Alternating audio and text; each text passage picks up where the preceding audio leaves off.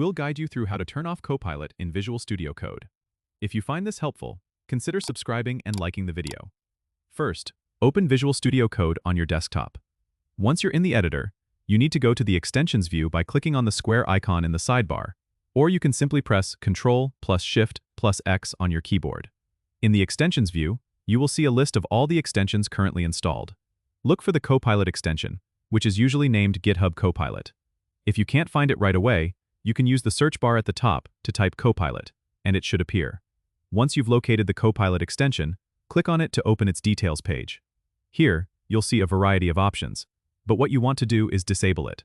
You can do this by clicking the Disable button, which is usually located at the top of the page. This will turn off Copilot for your current session and any future sessions until you choose to enable it again. If you want to completely remove Copilot from your Visual Studio Code, you can click the Uninstall button instead. This will remove the extension entirely. Disabling Copilot can be really useful if you're finding it distracting, or if you want to rely more on your own coding skills. It's always good to know how to manage your extensions effectively to suit your workflow. Don't forget to subscribe and comment if this helped you out.